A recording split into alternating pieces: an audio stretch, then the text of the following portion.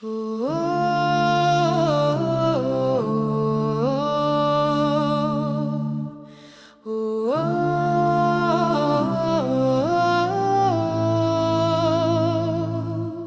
moon drips silver on the sea. A shipwreck whispers destiny. The wind it hums a hollow plea. Lost souls they wail eternally. Oh, the tides they call the brave to fall. A ghostly hymn where shadows crawl. The waves they rise, the stars grow small, and echoes haunt the ocean's hall. And take out all the undead. Ed's working and on take this out right Jazz now. Dam.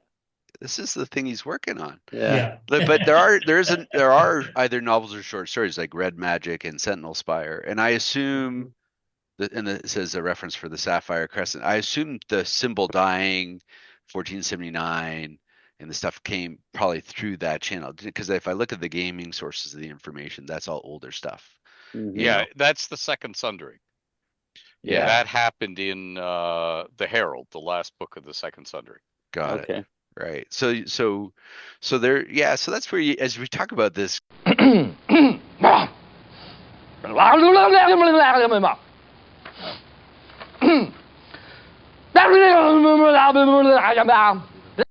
Not so current Kleck.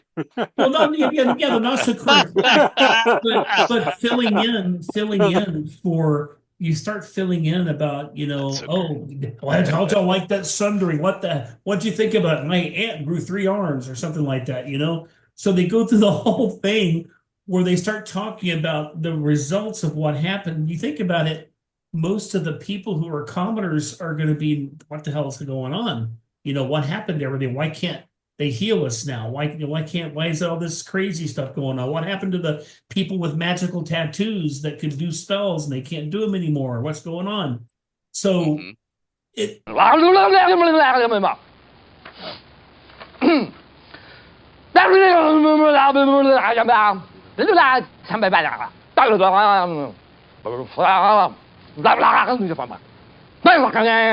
Okay, but that still leaves a few gaps because there are places that haven't been touched since first.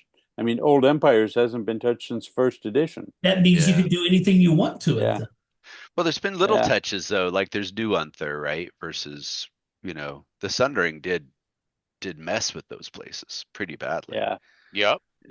I've been trying to sit down and write even a simple 16-page thing on Rymanthine since I finished that first goddamn novel 19 years ago. Right. And I keep hitting certain walls because there's so many blanks in the histories and in some of the geography. And then there's some stuff that it's like I read about the Highmoor and Elminster's ecologies, and I'm just like, this makes no sense to me. And so until I can make it make sense, it's you got a good point, Steven. I think when I say that, I mean the center of gravity of the realms has been the Sword Coast and Cormyr for a long time, right? And Thay to some degree, like Thay has a certain gravity for fans. How do you create a new center of gravity in the realms, right?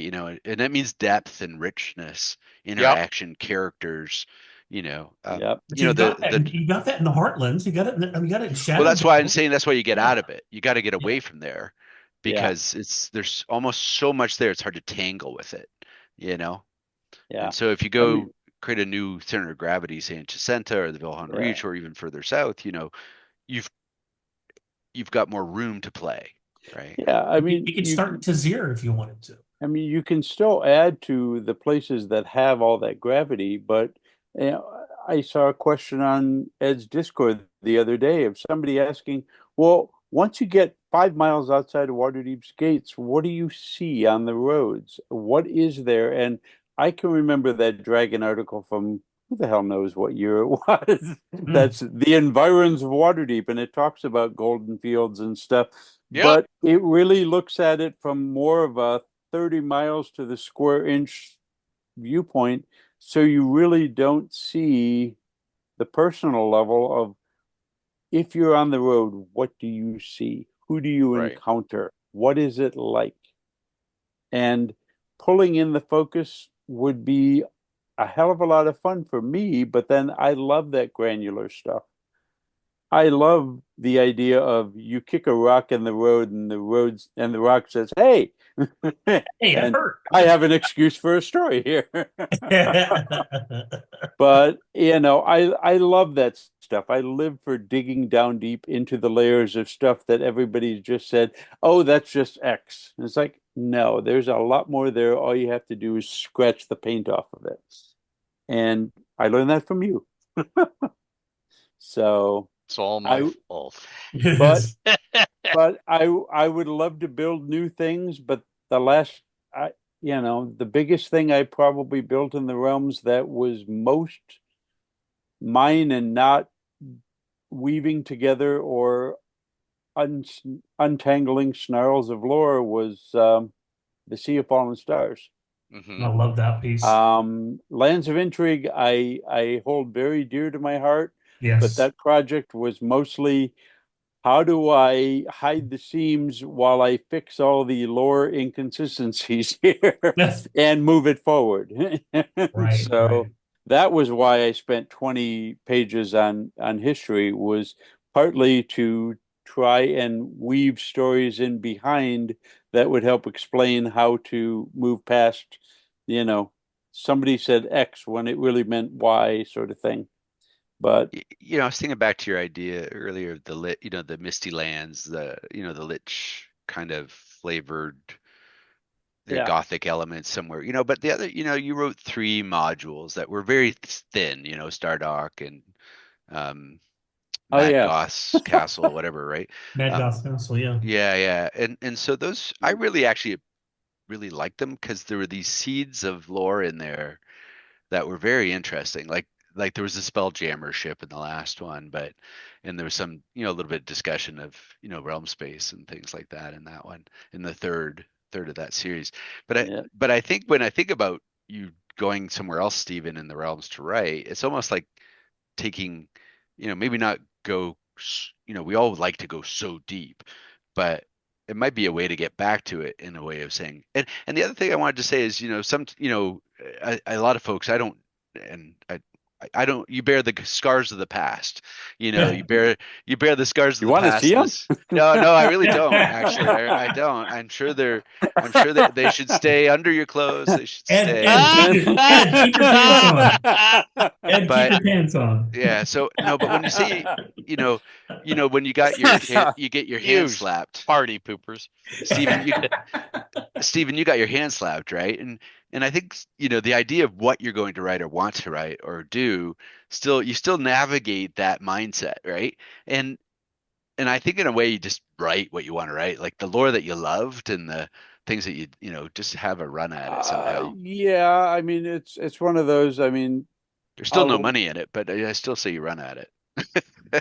Yeah, and if I weren't, currently job hunting, if I had some income stream, I would probably be able to write a lot more and do it for the fun of it. But right now I got to focus on whatever's going to keep the roof overhead. But I'll keep working in bits and pieces and try and move forward. But I can loan you my fishnets, man. And for that, I can go join the floor show at the Rocky They smell Horror like bourbon and cigarettes, so be careful. No, it's was that a no? I've never understood. He didn't say I've no. never understood why it's so difficult for people to leave little seeds, story seeds and lore seeds, and just drop them in and sprinkle them in. I mean, the stars grow small and echoes haunt the ocean's hall. A lantern flickers through the mist. The night is cold, its lips unkissed. The sails are torn by fate's cruel twist. Yeah.